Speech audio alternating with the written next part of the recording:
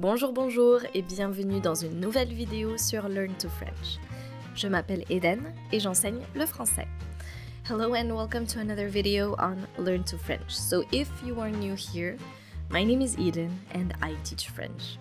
So first of all, I just got out of a pretty nasty cold, so please forgive my voice today. It's a bit raspy, but I'm sure it's not going to stop you from working on this exercise. So in today's video, we are going to work on a B1 level text, which has been taken directly from the DELF B1 exam. We are going to work on your reading comprehension. Nous allons travailler sur votre compréhension écrite, donc sur la lecture. Le texte d'aujourd'hui s'intitule « Parler deux langues est-il un atout ou un handicap pour les enfants ?» Donc d'abord, vous allez écouter le texte. So first you are going to listen to the text. Ensuite, nous allons lire le texte ensemble et nous allons essayer de le comprendre. And then we are going to read the text together and we're going to try to understand it. Est-ce que vous êtes prêts? Are you ready? C'est parti. Parler deux langues est-il un atout ou un handicap pour les enfants? En France, un enfant sur 5 naît dans un foyer bilingue. Il n'y a pas beaucoup de différence dans le développement du langage entre un enfant bilingue et un enfant monolingue. À 24 mois, les enfants connaissent une cinquantaine de mots, souligne Barbara Abdelila Bauer, linguiste.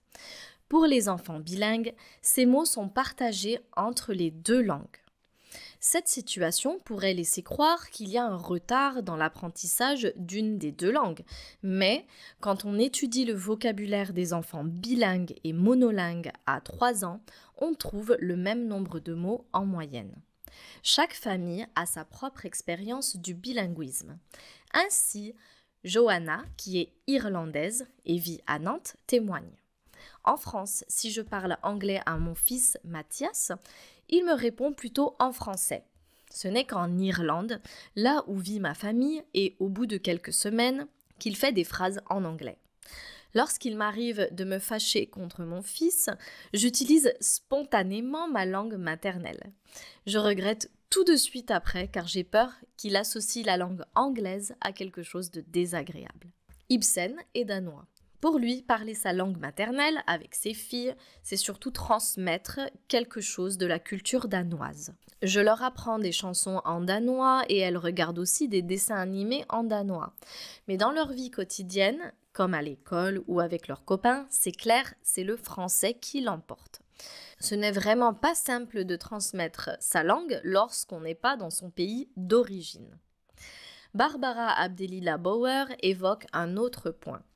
Encore aujourd'hui, certains pensent qu'un enfant élevé dans deux langues différentes réussit moins bien à l'école, ce qui est faux. De plus, les langues n'ont pas la même image dans la société. Malheureusement, on voit souvent la capacité à parler anglais comme une force, mais pas forcément d'autres langues, regrette Barbara Abdelila Bauer. Je reçois par exemple des couples franco-espagnols qui n'ont qu'une envie, que leur enfant apprenne l'anglais. Très bien, alors on va essayer de comprendre le texte. Let's try to understand this text. Donc déjà, qu'est-ce que c'est cet article? C'est un article sur Internet. Il provient du site 20minutes.fr. Donc c'est un article de journal. Parler deux langues est-il un atout ou un handicap pour les enfants? Alors déjà, qu'est-ce que ça veut dire, ce titre? What does this title mean? Un atout is an asset. Un atout. Un handicap is a disability. Un handicap. Alors, en France, un enfant sur 5, donc ça c'est une fraction, 1/5, naît dans un foyer bilingue. Donc, qu'est-ce que c'est déjà un foyer? Un foyer is a household. Un foyer. Il n'y a pas beaucoup de différence dans le développement du langage entre un enfant bilingue et un enfant monolingue. Un enfant bilingue, c'est un enfant qui sait parler deux langues. Un enfant monolingue, c'est un enfant qui sait parler une langue. Cette situation pourrait laisser croire. Donc, cette situation pourrait laisser croire to imply or to suggest, or even to lead one to believe. Donc cette situation pourrait laisser croire qu'il y a un retard dans l'apprentissage d'une des deux langues. Mais quand on étudie le vocabulaire des enfants bilingues et monolingues à 3 ans, on trouve le même nombre de mots en moyenne. It's always important to maybe divide your text into several paragraphs if you're trying to understand. Ce premier paragraphe introduit la question du bilinguisme chez les enfants. Est-ce que le bilinguisme est bon ou mauvais pour les enfants? Donc, d'après ce premier paragraphe, les enfants bilingues et les enfants monolingues ont à peu près le même nombre de mots dans leur vocabulaire. Chaque famille a sa propre expérience du bilinguisme. Donc ainsi, Johanna, qui est irlandaise et qui vit à Nantes, témoigne. Témoigner, ça veut dire apporter un témoignage. Donc ça veut dire to testify, témoigner.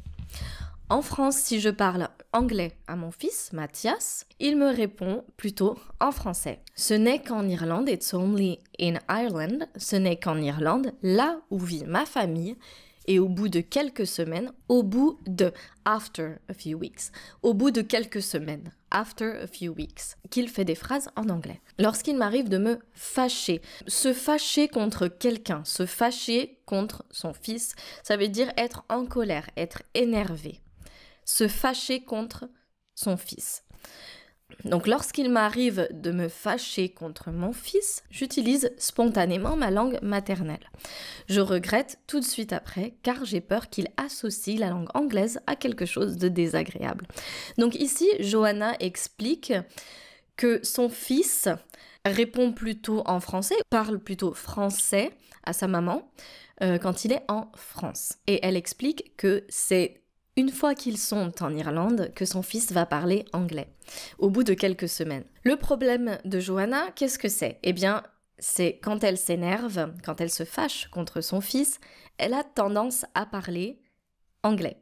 Donc, elle a peur que son fils associe l'anglais à quelque chose de négatif. She's afraid that her son links English to something negative because she's basically getting angry at him or scolding him in English.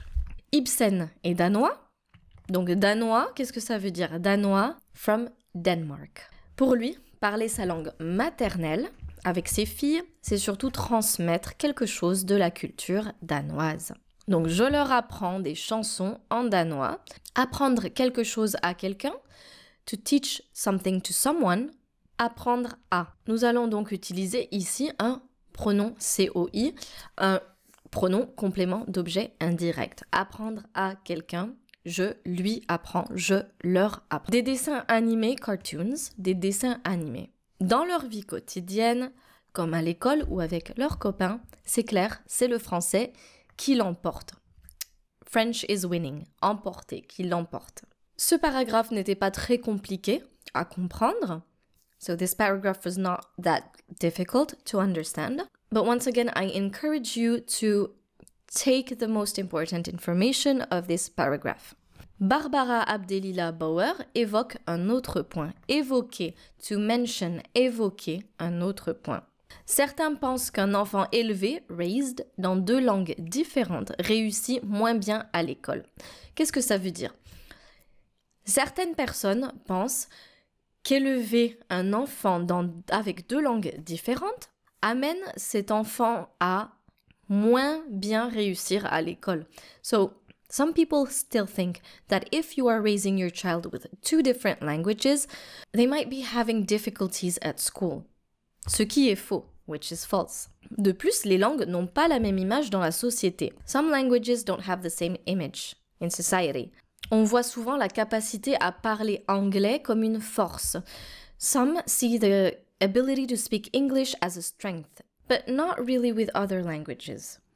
So some people will tend to see English as a superior language. Je reçois, par exemple, des couples franco-espagnols, so French-Spanish couples, qui n'ont qu'une envie, who only want one thing, que leurs enfants apprennent l'anglais.